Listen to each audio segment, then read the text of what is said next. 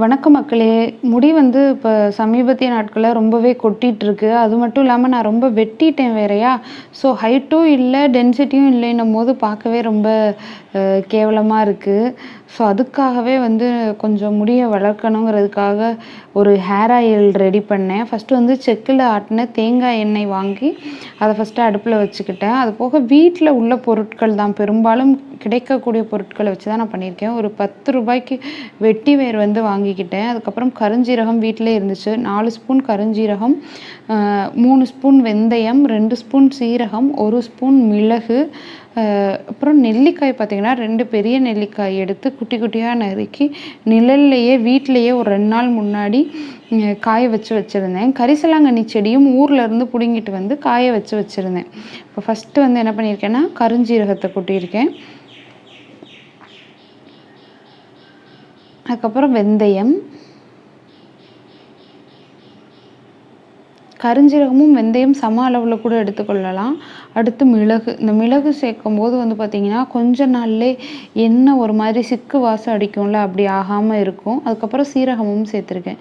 இந்த 3 விஷயங்களுமே சீரகம், கருஞ்சீரகம், வெந்தயம் 3மே வந்து பார்த்தீங்கன்னா, உடல் உஷ்ணத்த குறைக்கக்கூடியதா இருக்கும். இதுதான் நான் அந்த காய வச்சு எடுத்துக்கிட்ட நெல்லிக்காய், ப்ளஸ் அந்த கரிசலாங்கண்ணி செடி.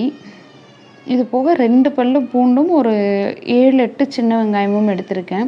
வெறும் வெங்காயம் கூட போட்டு சிலர் வந்து இது பண்ணுவாங்க. ஆனா வந்து நம்ம வெளிலலாம் போகும்போது என்ன தேய்ச்சிட்டு போறோம் அப்டின்னா, இந்த வெங்காயத்தினுடைய வாசம் ரொம்ப டாமினன்ட்டா தெரியக்கூடாது அப்படிங்கிறதுக்காக நான் கொஞ்சமா தான் வெங்காயம் சேர்த்துருக்கேன்.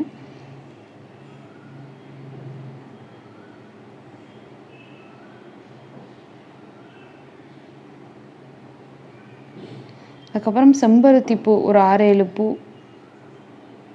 இது பார்த்தீங்கன்னா, நல்லா வந்து ரொம்ப ஒரு ட்ரையா இருக்கக்கூடிய முடிய சிலருக்கு ஒரு மாதிரி அவங்க வந்து தலை குளிச்சாலே அந்த முடி பார்த்தீங்கன்னா, ரொம்ப ஒரு இதாயிரும்.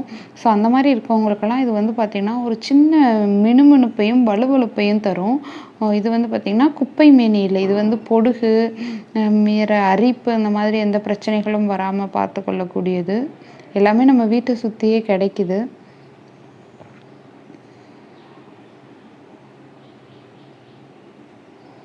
மருதாணி இலை,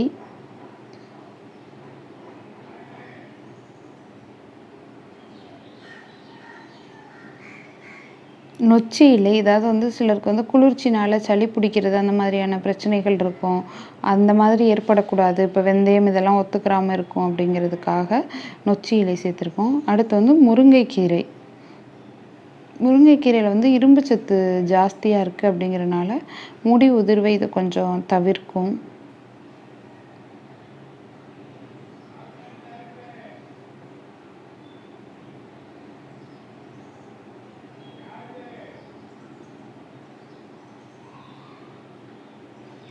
அடுத்து கறிவேப்பிலை.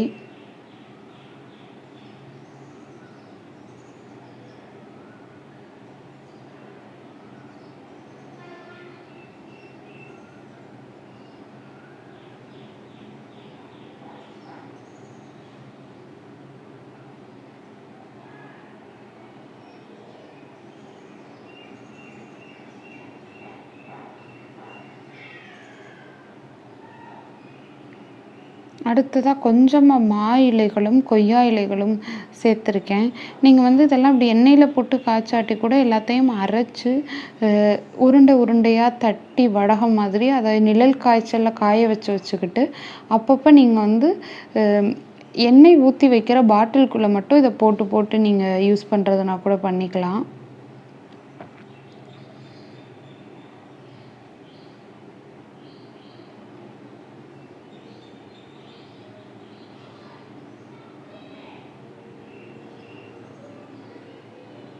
கொஞ்சம் செம்பருத்தி இலைகளும் நான் சேர்த்துருக்கேன்.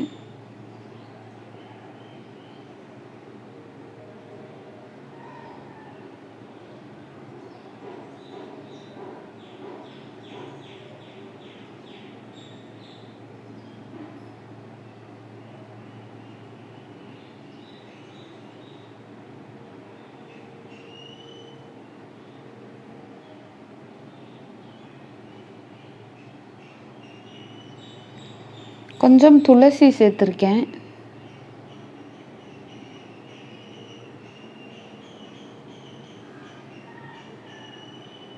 தூதுவளை இலைகளும் கொஞ்சம் சேர்த்துருக்கோம்.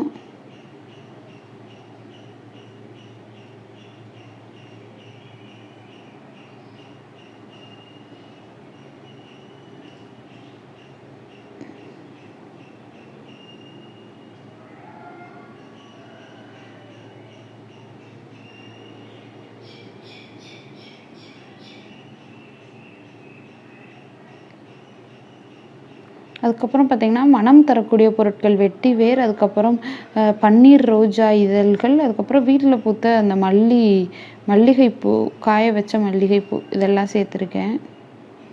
நீங்க இது கூட கொஞ்சம் வேப்பிலை கூட சேர்க்கலாம். நான் வந்து வேப்பிலைய விட கசப்பான ஆடாதொடா இலை வீட்டிலேயே இருக்கு அப்படிங்கிறனால, ஆடாதொடா இலைய தான் சேர்க்க போறேன். நான் மறந்துட்டேன் ஆக்சுவலி உள்ள போட. இப்ப அதனால லாஸ்ட்டா நான் சேர்க்குறேன். நீங்க வந்து ஃபர்ஸ்ட்டே இந்த மத்த இலைகள் நம்ம வந்து போட்டோம் இல்லையா? அப்பவே வந்து ஆடாதொடா இலை அல்லது வேப்பிலை சேர்த்துக்கலாம். இது வந்து பூச்சி வெட்டு அந்த மாதிரியான விஷயங்கள் எல்லாம் முடியில ஏற்படாம பாதுகாக்கும்.